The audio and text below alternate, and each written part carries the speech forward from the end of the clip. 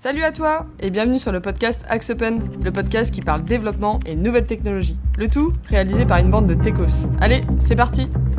That's when I decided to hack you. Whoever's in control of the exit nodes is also in control of the traffic, which makes me...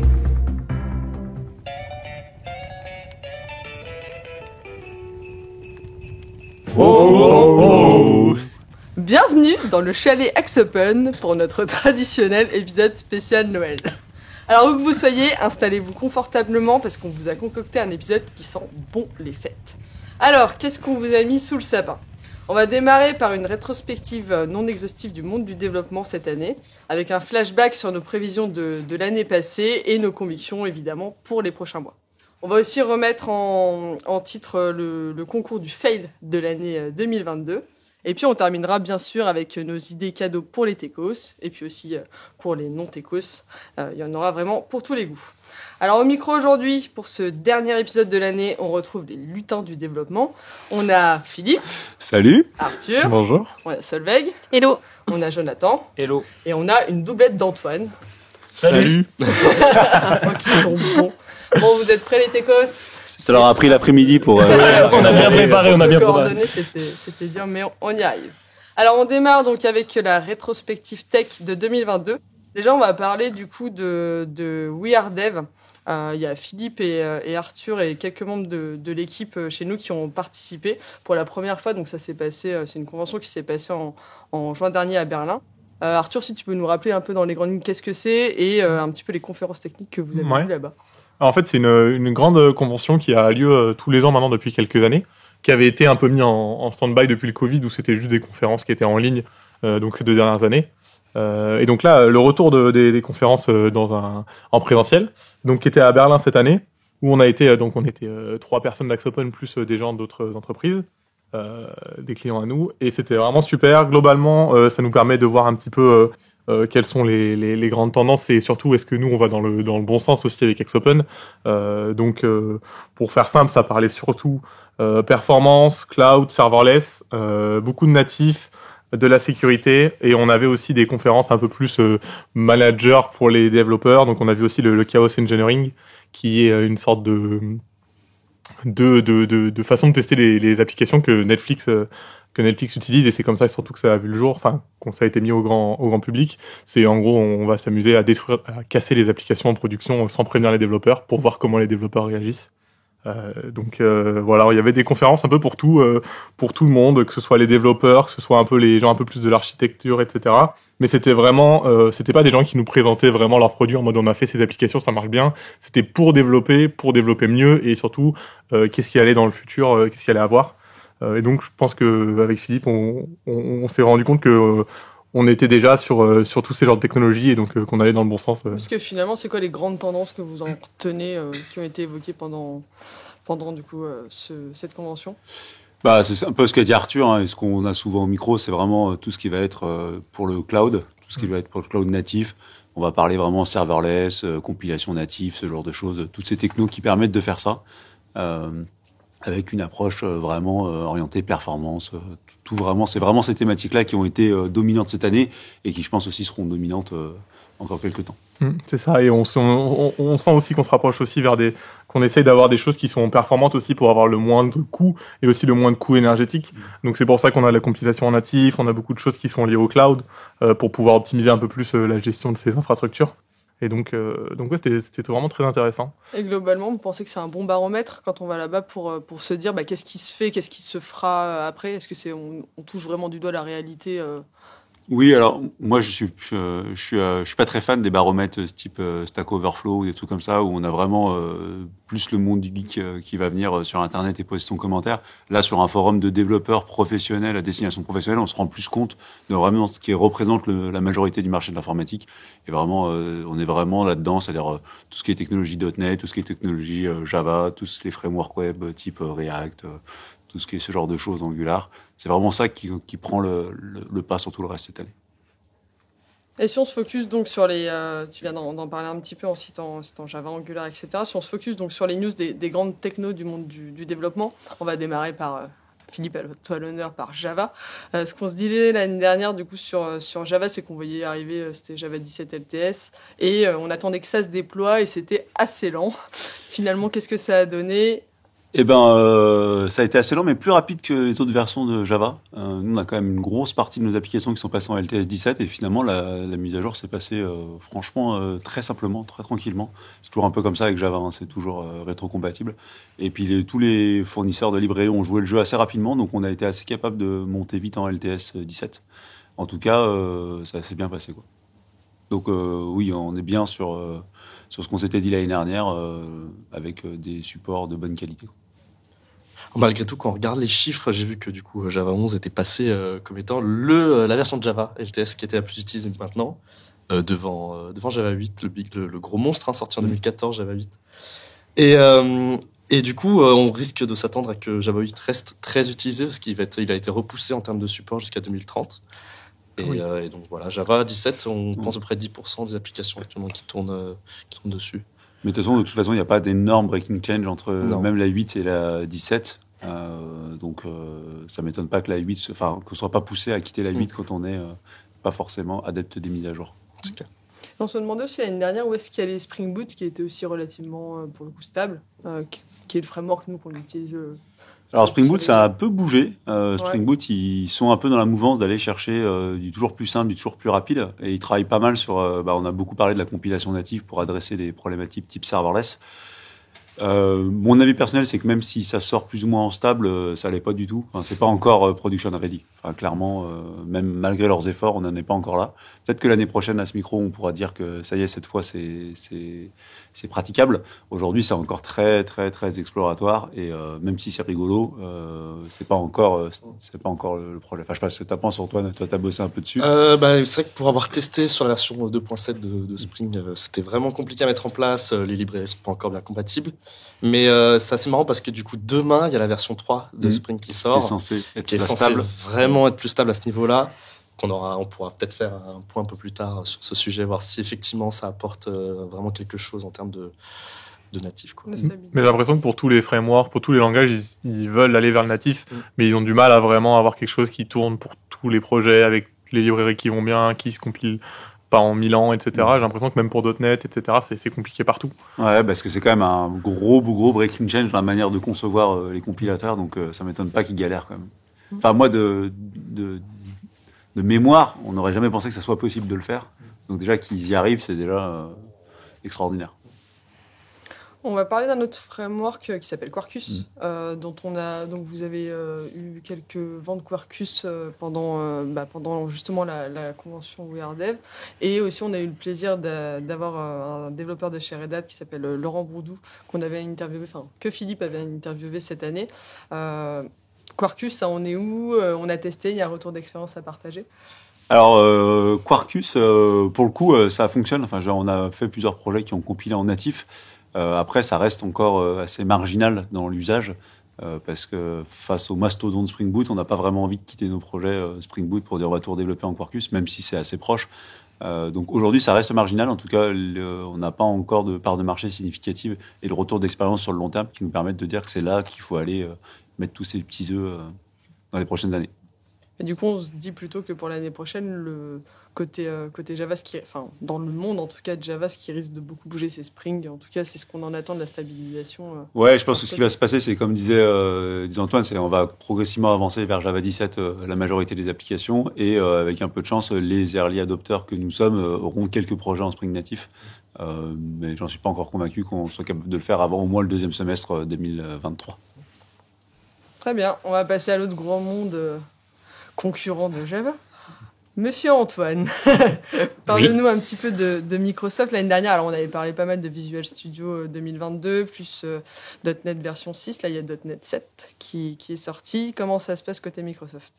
Alors, globalement, sur les nouveautés, un peu, effectivement, ils ont sorti une nouvelle version de Visual Studio, mais ça reste du 2022, mais ils ont incrémenté la digit derrière. Du coup, il n'y a pas de 2023, etc. Mais sur .NET 7, les gros changements. Alors, ça avait commencé un peu avec .NET 5. Ils avaient la volonté d'unifier un peu tout l'écosystème .NET. En fait, on avait pour faire que ça soit des applications desktop, etc. On avait des librairies différentes. Il fallait faire du .NET Framework, du .NET Standard, du WinForm pour faire des applications. Et en fait, ils ont tout unifié pour faire. Ils ont décidé de faire une librairie globale qui permet de faire à la fois de l'IoT, à la fois du cloud, à la fois du gaming, du web. C'est vraiment le focus de cette dernière version de .NET. Moi, j'ai un peu envie de clasher parce que ça fait 8 fois que Microsoft sort le nouveau framework qui permet d'unifier tout, quoi. C'est le nouveau ancien, lui. Ouais. Effectivement, non, mais je l'ai dit, ils essayent depuis un certain nombre d'années. Ouais. Là, leur promesse, après, on a peu de recul. C'est sorti le 10 novembre. Donc, on a peu de recul, mais c'est annoncé comme vraiment la réussite de l'unification.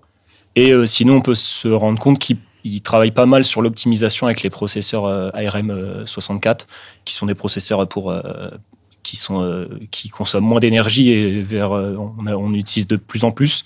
Donc, ils ont pas mal axé cette nouvelle version sur l'optimisation. Mais voilà, le mot-clé de la nouvelle version, c'est unification c'est bon. Des librairies. Un beau slogan. 2023, l'année de l'unification. Oui, c'est ça. C'est ce qu'ils annoncent. Après, on verra, effectivement. Ok. Côté JavaScript, Arthur, l'année dernière, on se disait que on avait les grands frameworks qu'on connaissait, que c'était assez stable, que ça bougeait pas trop, machin.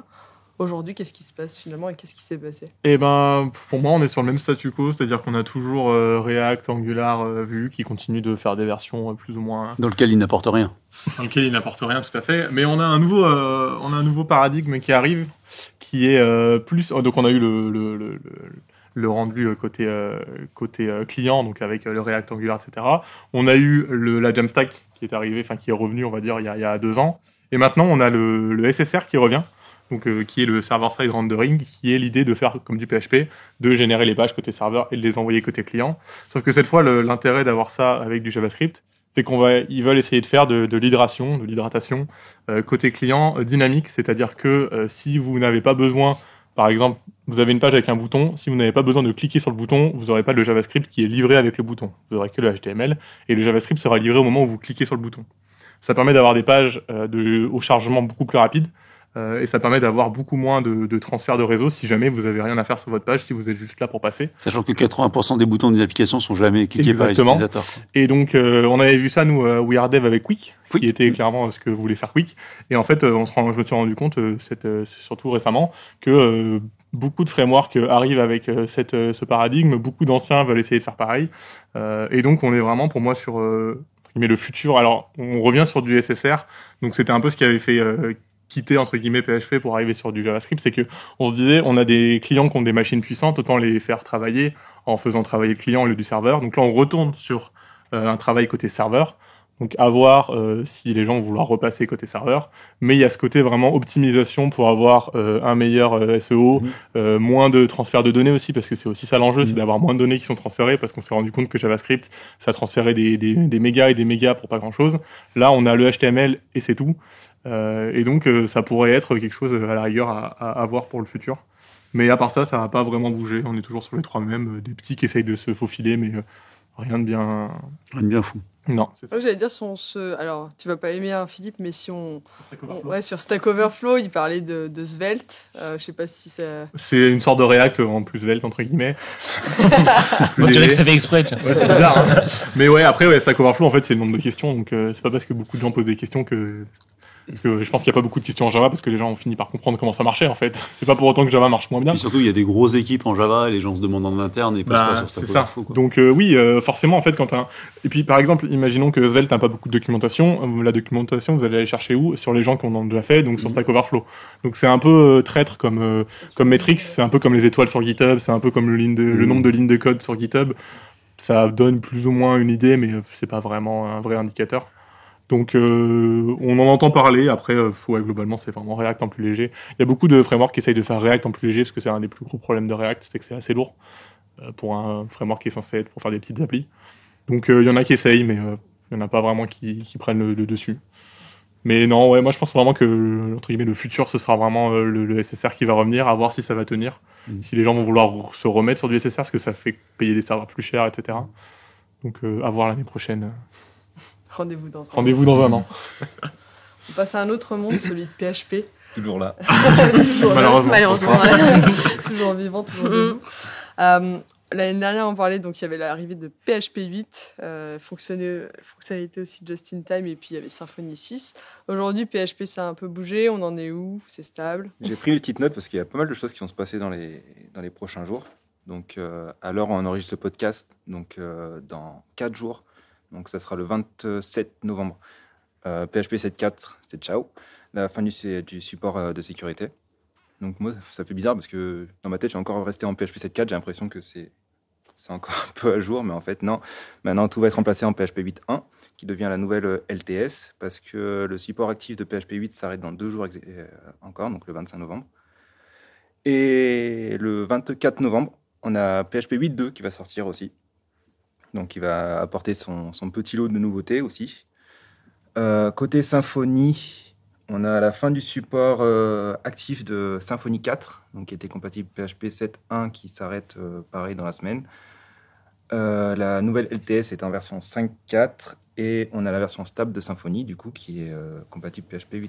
Ils gardent pas beaucoup de compatibilité, non? Ah mais c'est J'ai l'impression. Il vire assez vite. Même par rapport à des Java ou des... Ah mais quand on compare à Java, c'est sûr que PHP c'est un autre monde. Bah, il y a beaucoup plus Enfin, de la possibilités. API date, elle est deprecated depuis genre 20 ans, tu vois, et elle est encore dans le... Elle est encore dans le package de base. Non mais attends, j'ai 2-3 actus qui vont te plaire Philippe. Depuis PHP 8.1 ou 8.2, je sais plus, mais un des deux en tout cas, PHP a enfin ajouté le mot-clé final pour les classes. Bravo. Il leur fallait 2022, quoi, un minimum. Hein. Ils voulaient vraiment voir si c'était intéressant. On peut enfin créer des énumérations. C'était pas possible avant. Youpi. Voilà. Donc en PHP 8.1, il y a aussi la propriété read-only qui a été mise en place, donc qui permet de créer des attributs dans une classe qui sont en read-only. Donc en PHP 8.1, il faut mettre le read-only sur chaque propriété. En PHP 8.2, on peut mettre le read-only directement sur la classe pour mettre une classe en Voilà. read-only. Fort. avec les attributs. Ils sont forts. Tout ce sucre. On va tous s'y mettre. Hein. En PHP 8.1, ils ont ajouté l'opérateur union. Si jamais une méthode ou une fonction va retourner deux attributs, enfin deux objets différents, pardon. Mais ils ont également ajouté l'intersection, si jamais il y a un objet double qui a deux formats. Ils sont dans le futur. Ah ouais. Dans le surfus, quoi. Ah ouais. Moi, j'ai toujours un peu contre les méthodes qui renvoient deux trucs. Je trouve que c'est quand même... Ouais, mais C'est contre-indicatif, quoi. C'est pas le but. mais parce que je suis trop vieux, je Pourquoi pense. trop vieux, Deux méthodes, quoi. Quoi Ouais, Ouais, c'est Deux ça. méthodes, Je c'est sais le pas. principe. pourquoi s'imiter à un seul type quand on peut en tourner deux? C'est ça. Tu penses trop solide. Toi. Ouais, mais je sais pas, mais je suis trop vieux. On fera un podcast là-dessus si tu veux. Le vieux. Le vieux. Donc, vous savez, quand ils ont introduit le mot-clé var en Java, j'étais contre. Hein, donc, Harry. Ils ont aussi ajouté le type de retour never, donc ils retournent never. Rien. Ok. Donc ça c'est surtout utilisé pour les redirections par exemple. Never. Never. quoi. Donc c'est comme pas void, void, mais- c'est void Ah, en c'est fait pas ne void, retourne rien, mais en fait never ça veut dire que ça finira jamais. Ah, oui. Donc c'est soit un exit, soit une redirection sur une autre page, sur un autre lien. Non, ils ont Euh, des combats importants. Qu'est-ce que j'avais noté d'autre? Ah oui, les annotations. De côté PHP, maintenant on peut mettre dans les métadonnées en dessus des fonctions, on peut directement écrire ça en PHP. Donc ça permet d'avoir de structurer mieux les écritures et surtout de voir les erreurs qu'on commet. Parce que ça, c'est surtout ceux qui utilisent API Platform ou les bundles comme ça, où on a plus d'annotations que de code. Sur les IDE style PHP Storm ou IntelliJ, en fait, on se retrouve avec une page verte. Donc maintenant, quand on peut faire du PHP Ça, c'est un dans peu ces le défaut de la annotations, métaprogrammation, mais dans n'importe quel langage, c'est que Oui. évidemment, tu as plus d'annotations qui font le comportement de ton code que de ton code. voilà. Non Ah, Spring Boot, c'est ça. Hein. Spring Toutes Boot, les classes c'est de tellement configuration, t'as trois C'est trucs. clair. Toutes tes classes Java, tous tes Pojo, c'est tous tes trucs de domaine. Il y a que ça, quoi. Après, côté Axo, on a passé une application ou une série d'applications en Symfony 6.1 et en PHP 8.1. Il a été constaté une amélioration de performance de entre 20 et 25%. Ah oui quand même. Pas mal, hein. La preuve quand même que PHP évolue avec le temps. Bon, on est encore loin des Java.net, mais On a envie. on y arrive un jour. Le problème, c'est qu'ils évoluaient aussi de leur côté. Ouais, tout doucement, mais sûrement. Et un bundle qui m'a été soufflé par Coco, qui est bien sympa, qui s'appelle Rector, qui permet de convertir un projet Symfony en PHP 7 directement en PHP 8. Enfin, du moins, il faut passer le projet comme ça, parce que Symfony 6 impose bien sûr le typage fort maintenant. Et donc, cette librairie en fait permet de modifier un petit peu le code pour pour ajouter cela. Bon, ça marche pas toujours, mais Je sais que ça allait être ma question, est-ce que ça marche vraiment? Ok. mais il faut tester. Bon, bah, on peut dire que PHP fait des efforts. Oui, on y arrive. PHP, enfin, je vais me faire tracher, mais PHP, c'est un petit peu, tu sais, le vilain petit pousset, mais tu sais, il est attachant quand même. Il est attachant, personne ne veut le lâcher, il fait des efforts, et finalement, bon, on arrive à faire des trucs avec. Oh, on aime bien quand même. Et on va parler d'un nouveau langage dont on a commencé à parler nous cette année, qui est Rust. Philippe, aujourd'hui, donc Rust, c'est une techno dont on en parle depuis quoi, 1 ou 2 ans maintenant. Camille, je me permets, mais j'en ai parlé dans un podcast il y a au moins 2 ans. Alors, je pourrais rendre à César. Oui, bon, bah, c'est parce que Arthur, t'étais vraiment toi dans le futur. Mais moi, je suis dans le futur. Attends de voir Flutter. Avant-gardiste. Attends, on en parlera juste après. Rust, comment dire? Rust, c'est une sorte de C++ sur lequel on a un petit peu apporté une amélioration sur la gestion des pointeurs et de la mémoire. Globalement, ça permet d'être un peu plus simple pour le développeur de développer. Et le gros avantage, c'est comme c'est un langage vraiment compilé, vraiment tout ce que vous pouvez imaginer comme le C, vous avez des performances qui sont blazing fast. Et la nouveauté, vraiment, je trouve, depuis quelques temps sur Rust, parce que Rust, c'est comme disait Arthur depuis longtemps, c'était le noyau de Firefox. Enfin, je veux dire, c'est pas nouveau comme langage, et puis c'est un langage qui est très apprécié par les développeurs bas niveau, proches du système. La nouveauté, c'est qu'il commence à émerger un certain nombre de frameworks qui permettent de faire du web. Donc, qui se rapprochent de ce qu'on peut faire en Spring Boot ou ce qu'on peut faire en .NET Core et traiter des requêtes web. C'est hyper excitant. Pourquoi? Parce que du coup, ça permettrait d'avoir des serveurs web avec une performance qui est genre 100 ouais, le rapport c'est 1%, quoi. C'est 100 fois plus rapide que ce qu'on ferait en Java ou 100 fois plus rapide que ce qu'on fait en .NET. Donc c'est hyper intéressant parce que 100 fois plus rapide, et peut-être qu'on en discutera plus tard en termes d'écologie, mais c'est surtout aussi beaucoup moins de consommation énergétique et des démarrages quasiment instantanés. Alors c'est encore expérimental, on va pas se mentir, on a fait plusieurs POC, un peu plus que ça avec cette techno, et c'est un peu il y a une des technos d'ailleurs qu'on utilise qui s'appelle Diesel, qui est l'espèce de ORM, et ça porte bien son nom. C'est lourd. Oui. C'est lourd et ça pue un peu. Comme quoi. retour de ce qu'on travaille avec Diesel. Voilà. Mais alors je sais pas si ce sera l'avenir du développement web. En tout cas, c'est un truc assez excitant qu'on va suivre attentivement ces prochaines années. Ok, merci pour l'info. Je vais parler justement d'une techno qu'on suit depuis plusieurs années. Je vais citer Arthur dans notre podcast. Moi, est-ce qu'elle n'est pas citée à chaque podcast, vraiment? Quasiment. Si, en plus, ouais, peut-être que c'est devenu un peu un running gag, mais il y a 3 ans, Arthur arrivait en nous disant le futur du dev, c'est Flutter. Non, le futur du dev cross-platform. Oui, attention. Rendons Arthur est précis dans ce que... Ouais, bah écoute, Flutter, on en parle toujours, c'est que pour une fois, Google n'a pas abandonné un projet. Donc là, maintenant, on est en Flutter 3, donc à peu près 3 ans après la sortie. Non, même pas, parce que en fait, quand j'en avais parlé tout au début, c'était encore en bêta, donc là, on est en version stable, 3e version. Donc on est toujours sur un framework qui monte de plus en plus, qui a maintenant apporté donc on a du cross-platform mobile, Android, Apple, iPhone classique. On a aussi possibilité de créer une application web type JavaScript. Et maintenant, on a du desktop, donc avec Linux, macOS, Windows. Donc on peut créer avec une appli Flutter ces 3 applications de bureau. Donc qui est sorti depuis la Flutter 3, qui est sortie il n'y a pas très longtemps. On a maintenant le téléphone pliable qui a été mis en support, donc le foldable, qui arrive de plus en plus. Maintenant, on a quasiment toutes les marques qui font leur téléphone pliable. Quelle horreur. Est-ce que ça fonctionne vraiment? On en voit. On en voit. On en voit beaucoup, quasiment tous les... Avant, il y avait vraiment que les marques un peu... haut de gamme. Haut de gamme, Ouais. Maintenant, il y a vraiment Samsung, Google va faire le sien. il y a Samsung, vraiment- il se positionne en haut de gamme. Je veux dire, est-ce que les gens... Comparé au prix d'un iPhone. Est-ce que les gens l'achètent? Vous avez beaucoup de gens Moi, qui j'en l'achètent connais un, des- Surtout le Z, celui qui se plie en mode Vers le téléphone bas, ancien. ouais. Le Z Fold. Ouais, le Z Fold, c'est ça. Mais n'empêche, à RIP les développeurs fonte. Bah Oui, ouais, c'est ça. Donc, voilà. L'enfer. Ah oui, ça va. Mais voilà, donc Flutter prévoit un support pour les téléphones pliables. Juste, j'ai une stat qui est un peu plus intéressante peut-être que la stat de Stack Overflow, c'est 500 000 applications qui ont été développées et qui sont sur les stores, qui ont été faites depuis Flutter, grâce à Flutter. Et donc j'ai quelques noms comme WeChat, qu'on connaît surtout en Asie, qui est leur Super WhatsApp à app. eux, qui fait tout globalement, c'est Facebook, Flash, tout. Shein, pour ceux qui achètent des vêtements sur Internet. Et aussi du système banking avec Nubank, il y a même BMW, et l'application du Brésil, du gouvernement brésilien, qui est en Flutter. Donc, comme quoi, on peut tout faire avec Flutter. En tout cas, clairement. Attention, attendez. Écoutez bien ce moment, Roulement de tambour. s'il vous plaît. clairement, ils n'ont pas abandonné cette techno, c'est un miracle. Et pour le coup, ça prend de l'ampleur d'année en année, quoi. Voilà. C'est bon, J'adore.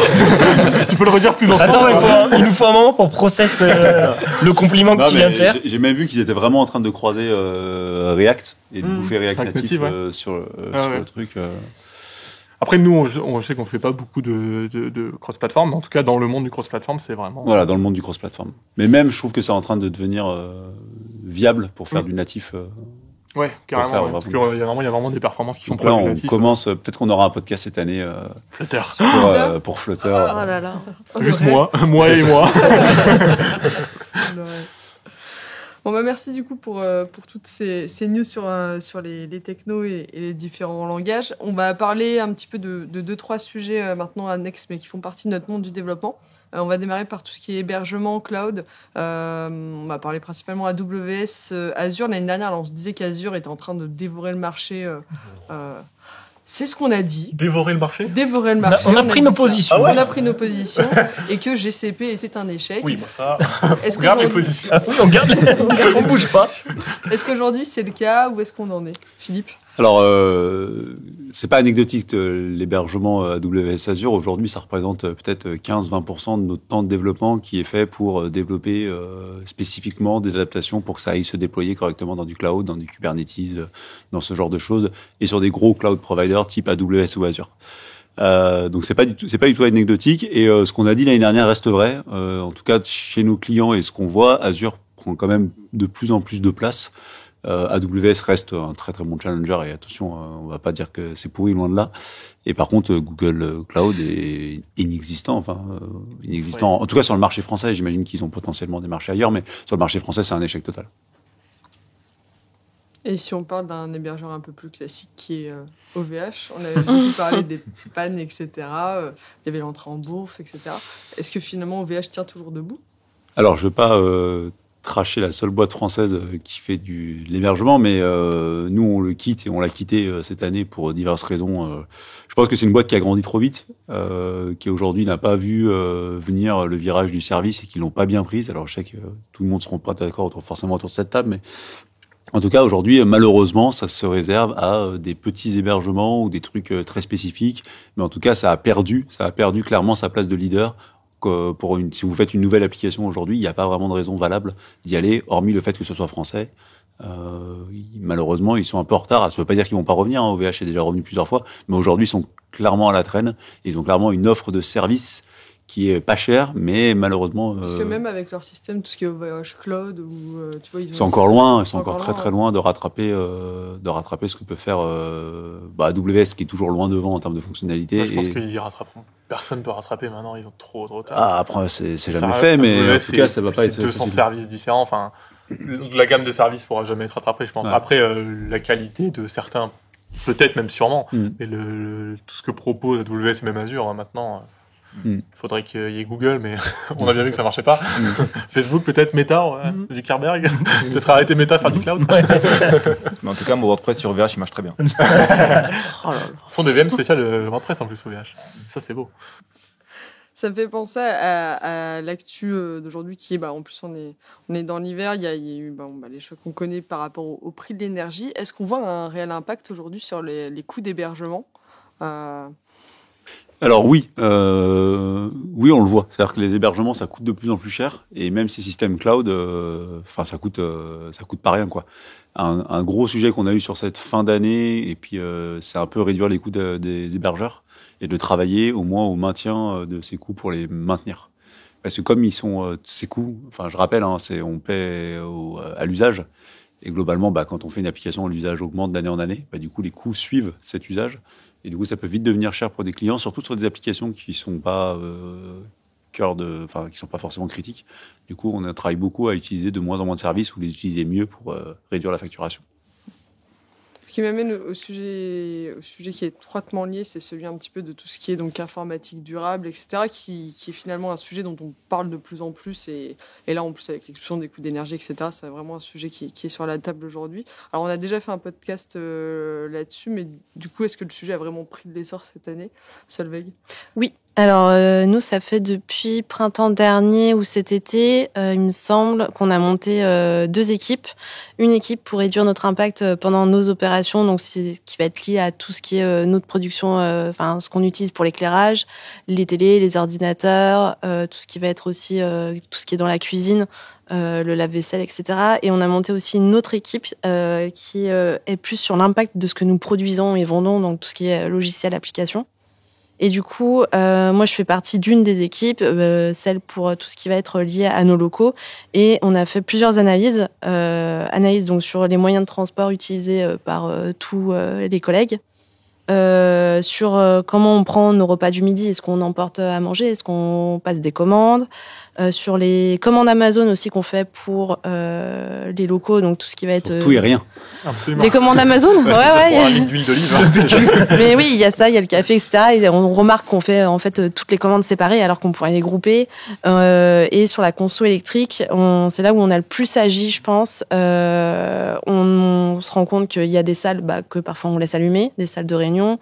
Il y a des espaces dans l'open space qui sont pas utilisés en journée.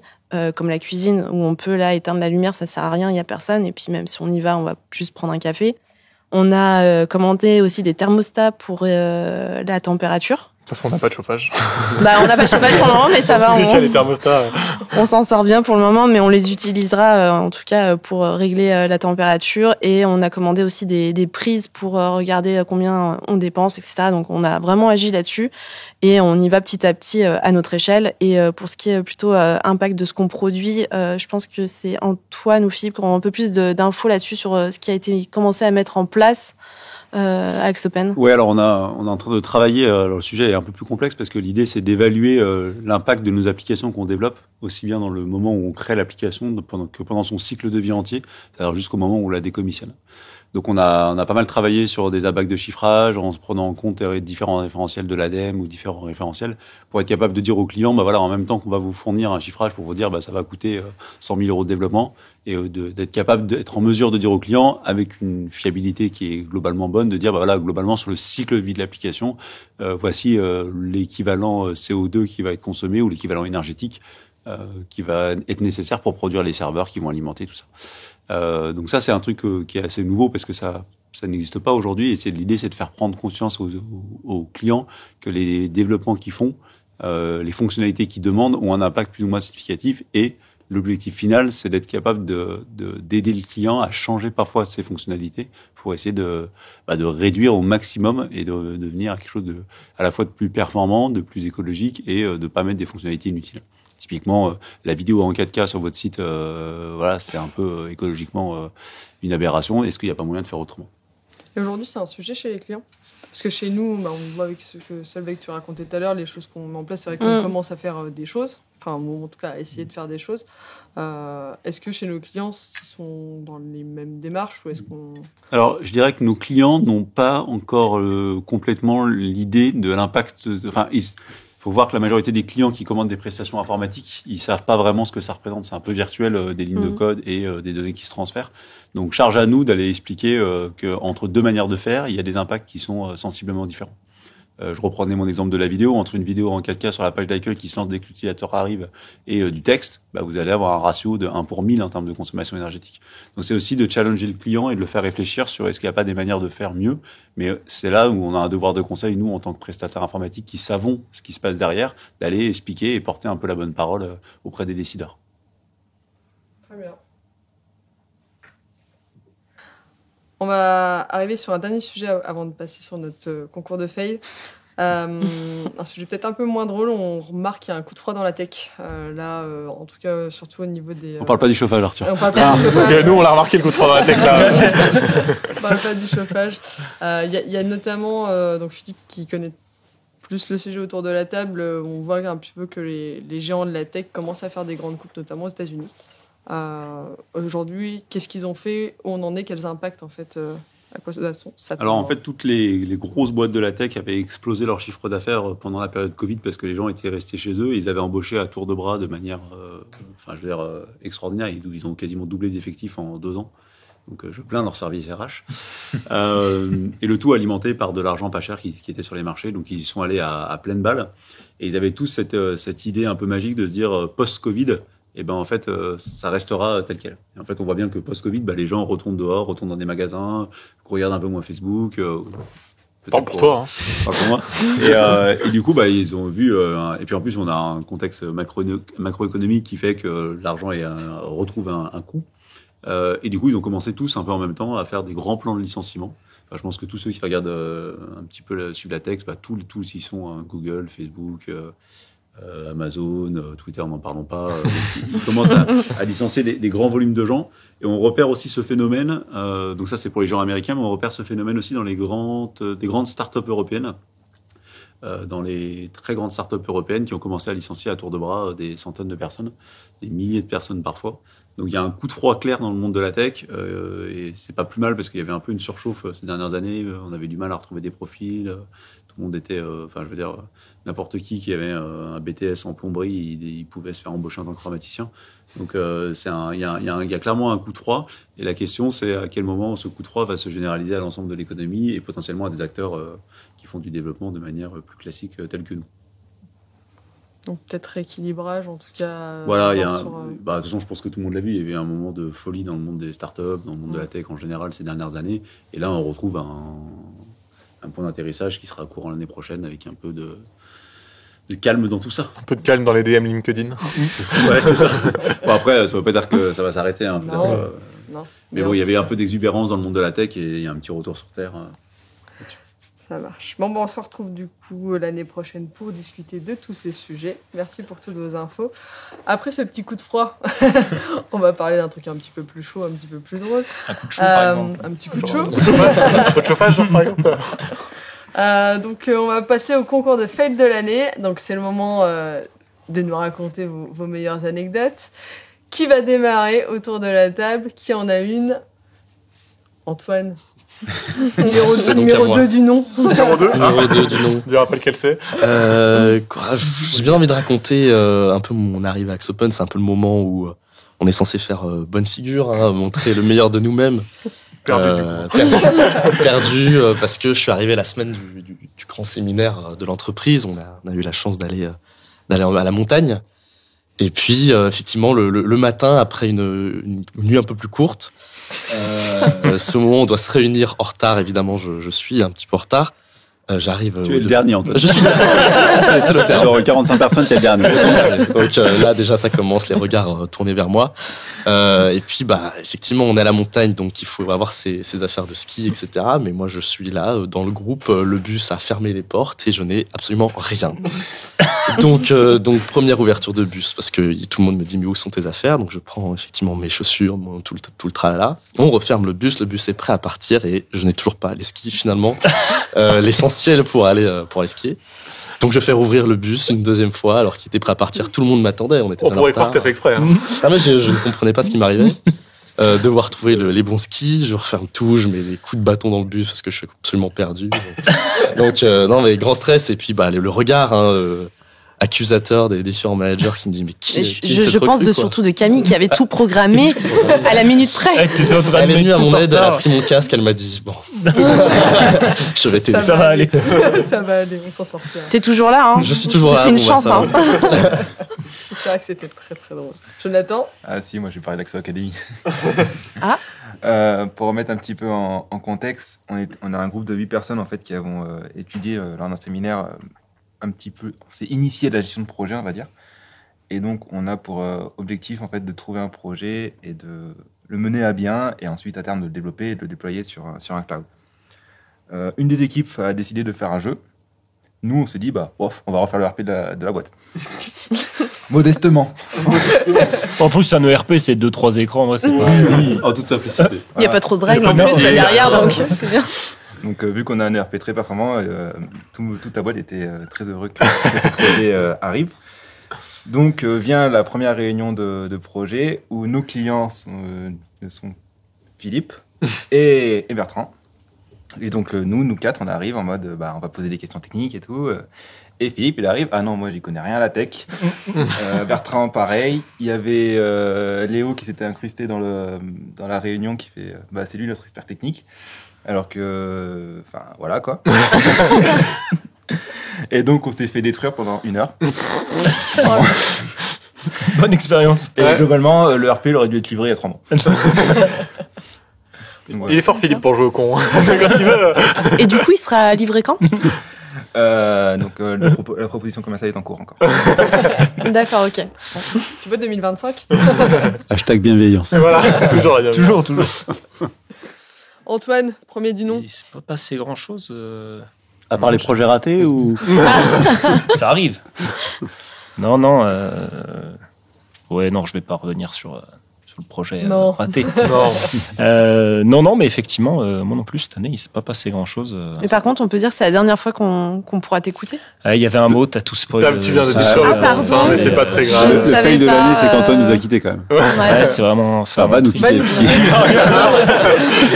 Je le vois préenregistré là. Je ne suis pas mort.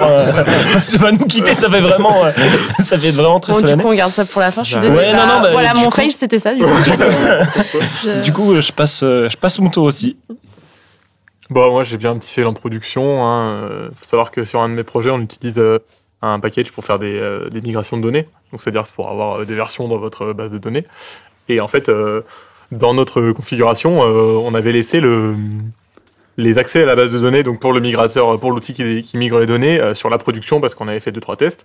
Et en fait, quelqu'un a voulu lancer un clean de la base de données sur son environnement de Mathéo, tu veux développement. dire? Non, je ne dirais pas le nom. A voulu lancer un clean de la base de données, donc pour tout simplement nettoyer son environnement local. Et il s'est avéré qu'en fait, ça a nettoyé l'environnement de production. Voilà, tout à fait. Heureusement, nous sommes une équipe compétente et nous avions des backups quotidiens, donc nous n'avons pas perdu de données. Et puis l'application était vraiment en début de production, on était vraiment sur la première semaine, donc il y avait quasiment pas de données qui étaient dedans. Mais voilà, on a eu un peu de Mathéo qui est donc alternant, a eu un peu la goutte. Ça fait un petit coup de chaud. Ouais. Voilà, un petit coup de chaud comme ça en tant qu'alternant, tu te dis il y a plus de production. Et toi, Camille, c'est quoi ton fail de l'année? Moi, j'en ai trop. On peut parler d'une horloge ou pas On peut parler d'une certaine horloge ou pas Non, on parlera pas de l'horloge. Non, moi juste, mais après ça m'arrive régulièrement, c'est qu'un coup j'arrive dans l'open space et je crois que c'est Jérémy qui me dit non, c'est bizarre ce que t'as ton pull machin. Je regarde, effectivement j'avais mis à l'envers quoi. Donc merci. c'est classique. Ah oui, t'arrives vraiment des choses horribles. Toi, non, mais Nous, on voit Arthur a raconté son histoire, mais il nous arrive plein de problèmes en prod. ouais, c'est ça. Il y a des mais en applications vrai, qui on se arrive crachent, toujours des à se serveurs relever. qui- Hein. Parce que l'important, toujours. c'est pas la chute, c'est comment on se relève C'est ça. et on se relève toujours. Oh, C'est beau, hein. Camille, son plus gros fail de sa vie, c'est qu'elle avait mis son pull à l'envers. Ouais. Ça, c'est... C'est genre, Est-ce que tu t'en es relevé? Est-ce que tu l'as genre changé? Bah non, de sens, elle savait pas comment... À son entretien d'embauche, elle m'a dit qu'elle était perfectionniste. Tu vois? Ouais. Elle a pas su comment régler le problème. C'est... Oh, ça va, je suis pas venue ici pour me faire banner. Bon, on va passer aux idées cadeaux. Maintenant, vous avez des idées cadeaux pour les. Alors là, on va publier début décembre, mais pour ceux qui n'ont pas encore fait leur cadeau, je sais pas si vous les avez fait d'ailleurs. Sachant que nous, on a un Secret Santa, on a en interne. un Secret Santa, alors attention. Mais moi, j'ai pas encore fait mes idées cadeaux. Donc, pour ceux qui sont en manque d'inspi, vous avez des idées. Qu'est-ce que vous allez commander cette année? Qu'est-ce que vous allez acheter? Antoine? Alors, on en a discuté avec la doublette Antoine. Non, on disait que... Alors moi, ça fait quelques temps que je me dis les cadeaux, les objets, etc. Les vêtements, c'est toujours un peu...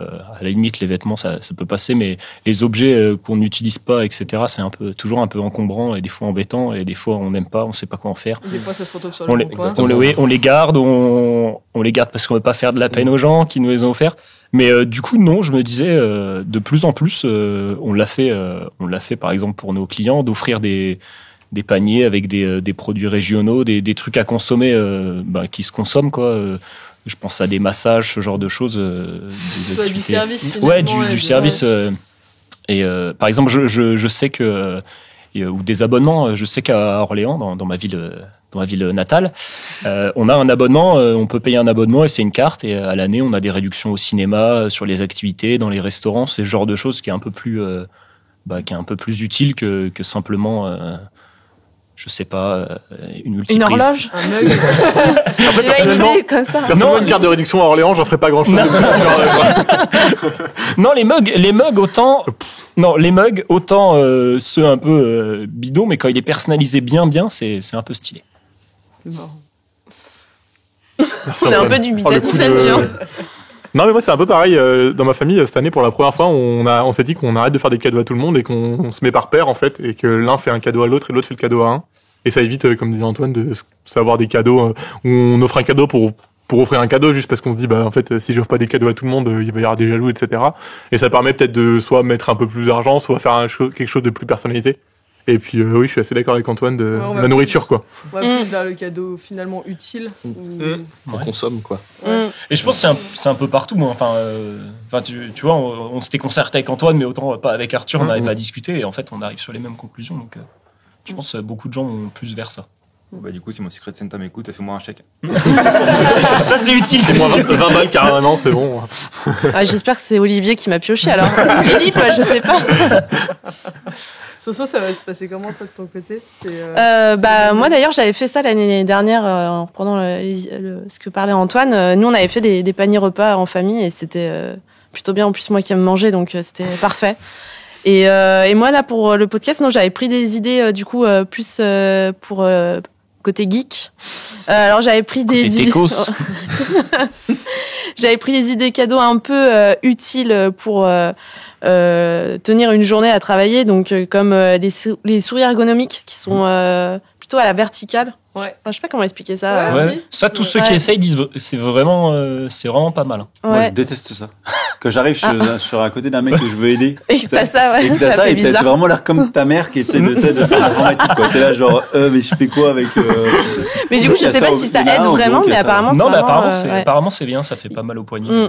Il y a ça, il y a alors une fois on a eu justement ça fait anecdote, on a eu quelqu'un qui nous a appelé pour nous prêter des repose-poignets pour à mettre devant les claviers là pour qu'on soit bien tenu. J'étais pas convaincu du Ouais, Antoine a refusé donc on n'aura pas ça mais c'est une idée aussi et puis il y a tout ce qui est fauteuil et bureau aussi qu'on peut régler. Ça c'est plutôt pas mal mais pas le même budget, quoi.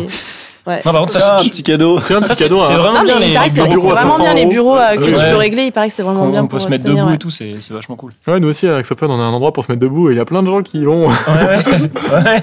Personne n'y va. Tout le monde. Et voilà, après, il y a tous les trucs, les petits jeux d'arcade de poche, un chargeur sans fil, un chauffe-tasse USB. Alors apparemment, vous en aviez déjà parlé l'année dernière, mais je trouve que pour Alexandre, par exemple, ça pourrait être très utile parce qu'il oublie toujours sa tasse quelque part dans l'open space. Alors, au lieu de jeter son café froid, on peut... Je pense un chauffage, ça peut être pas mal pour nous aussi, Secret Santa. Un chauffage, là Juste un je vais faire chauffage. un gros chauffage là pour les locaux. Parce que... Pas plus de 19. Non, on a des thermomètres de toute façon. Jonathan, Antoine, vous avez des... Bah moi je suis Antoine hein, parce qu'il a repris mes Ah oui, t'es mes Antoine. idées de cadeaux du coup. Non, J'ai repris des idées de de cadeaux. toute façon, l'un ne va pas sans l'autre. hein. Mais j'ai expérimenté là ces dernières années. Le dernier en date c'était effectivement un massage. Et en fait ça fait super plaisir aux gens. Et ils le consomment et ça en fait du bien. En plus là on arrive à la période où il fait froid, gris et pas beau. Et un vrai petit massage finalement ça fait du bien au moral et à la productivité au travail. Ouais, c'est peut-être un message à lancer T'es en au train de dire patron, qu'on devrait faire des massages au Ouais, travail je- Ok. Je lance l'idée comme ça. avoir un petit ostéo. Ouais, ce serait pas mal. Déjà, on a un happiness développeur, on pourra Ouais, avoir c'est un vrai mec qui que- fait des massages. Qui sont à bientôt. Hein. Tu vois la poubelle là-bas? C'est la boîte à idées. N'hésite pas à poster Elle ressemble vachement à une poubelle qu'on jette. Philippe, t'as pas d'idée? Non, moi cette année, je vais offrir des pulls. Ah ouais. Alors ça, qu'on on a s'y pas de a pas chauffage, ciblé. Ouais. On est Que tous des pulls, surpris, Parce là. qu'en fait, moi je me suis rendu compte que j'avais que des pulls en coton et qu'en fait, avec un pull en coton, quand il fait froid, tu cailles. Ok. Comme maintenant on chauffe plus les bâtiments, je trouve que offrir des pulls un peu chauds, c'est bien. Mais du coup, quelle matière tu penses Bah, de la laine, quoi, tout bêtement. Bon, j'espère Avec que tu m'as ou sans pioché. col Hein, roulé j'ai hâte de recevoir Alors mon le pull col de roulé, non, Noël. j'arrive pas moi. Mais c'est vrai que je me suis rendu compte qu'on avait tous des trucs en coton, genre hyper fins, et au final, on choisissait son pull parce qu'il y avait un bel imprimé dessus. Mais en fait, quand t'as froid- Oui. Sacré Noël chez les Aubertins cette année. hein. Allez, les petits Aubertins, ils vont aller faire Ah, il va être content avec un petit pull là. Un pull en mérinos. Deux doigts de les tricoter là. Tu verras quand tu viendras faire une réunion la prochaine fois, je suis en train de tricoter un pull. C'est pour toi, Antoine. Oh ouais, ça te ressemblerait bien. Rien à voir. Ouais, j'ai dû avoir un demi-pull quoi. Oh, non. Moi, je vais miser, je pense comme vous, sur sur tout ce qui est service. Moi, alors, je suis une grande fan de concerts, du coup, j'aime bien en offrir. Ah, De Lady Gaga, par exemple. ça, c'est une bonne idée. Ouais. Et ouais, je trouve que c'est, enfin, tu vois, comme tu disais, le massage, c'est des trucs, c'est good mood, et ça fait toujours plaisir. Bon, après, il faut évidemment toujours s'accorder sur la date et être sûr qu'on est dispo. C'est un autre sujet. Mais en tout cas, le côté service, je trouve ça cool. Et après, moi, l'indémodable, je trouve les chaussettes, quoi. Parce qu'on mais moi, dans ma famille, c'est un scandale. Il y a plein de gens qui ont tu vois, en repas de famille, qui retirent leur pompe et qui finalement ont une patate dans le pied. Et donc, je trouve ça super de faire des chaussettes. Je trouve que Et coupé. Je suis cette personne. Ça fait longtemps là qu'on est. Non, voilà, du coup, je trouve que les chaussettes valeur sûre. On sait que ça sera. Ok. Non, sinon, aussi, en cadeau utile qu'il peut avoir, il y a pas les pins, les accessoires Paris 2024 sont sortis pour les JO. Et si vous êtes un peu plus de budget, il me semble que la billetterie. Ah oui, en plus, ouais, ils sont censés aussi faire des places cette année pour les JO en tout cas, qui seront accessibles. On verra. À moins de 300 €. Non, ils ont Sans dit, compter le voyage, du coup, parce qu'on n'est pas. les prix seront plafonnés, il me semble. Il y aura Normalement. officiellement, on va voir combien ils vont se Ça vendre. dépend, c'est quoi le plafond. Plafonné à 4 000 € la place. Ouais, le building. Bon, merci à tous du coup pour vos idées de cadeaux, vos anecdotes et puis. Non, il y a bidon d'essence.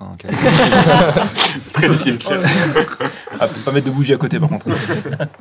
Non, globalement, je voulais remercier du coup tous ceux qui ont participé au podcast cette année.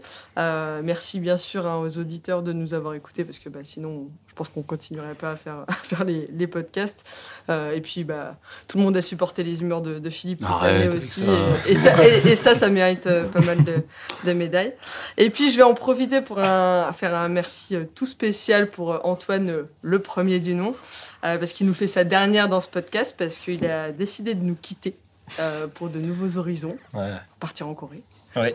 Et est-ce que tu veux nous dire un petit mot à nos auditeurs avant de nous quitter comme ça dernière ? Effectivement, j'ai décidé de partir 1 an en Corée du Sud à partir de janvier.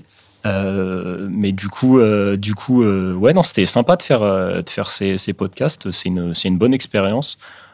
J'en faisais peu au début, j'ai commencé à en faire après. Bon, c'est vrai qu'ils feront peut-être un peu moins bien sans moi, mais je pense qu'il faudrait duplex. Mais je ferai les interviews là-bas, le correspondant. Non, mais je pense qu'ils vont continuer à faire du contenu qualitatif. Et on peut faire un petit coup de pub sur ta chaîne TikTok.